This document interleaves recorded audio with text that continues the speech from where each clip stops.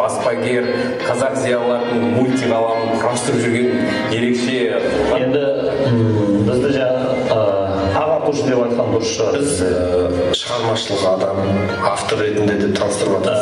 Қазіргі таңда біз енді тек қана баспа ісімен айналысатын және елге осы ұмыт бола бастаған рухани құндылықтарды және қасақана ұмытылған қазақ тұлғаларының өмірбаяндарын экзистенциялық анализбен қайтадан ұсынушы.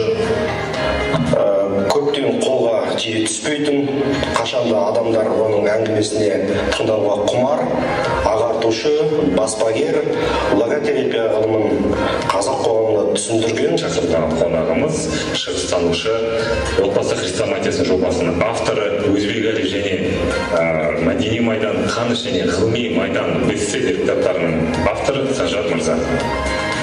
Жан Керімбай, Түркістан облысы, Арыс қаласының тумасы, танымал шығыстанушы, ағартушы және жазушы.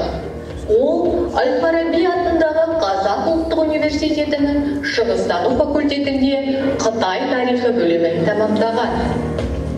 Еңбек жолында Санжар Керімбай Қазақстан телерадио корпорациясында Алтын Сақа және Керек кәсіп бағдарламаларын, сондай-ақ Қазақ радиосында Дін және Біз бағдарламасын жүргізді.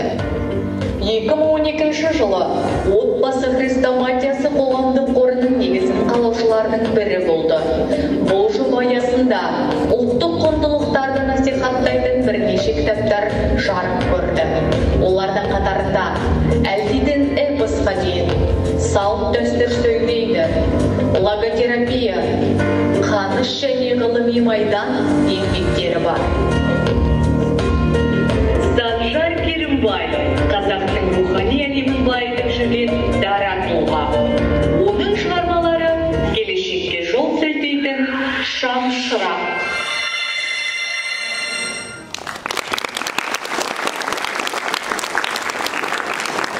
Ұлылардың жалғаған ар ілімін төбесіне көтерер халық ұлын. Санжар аға, қош келдің мектебіме.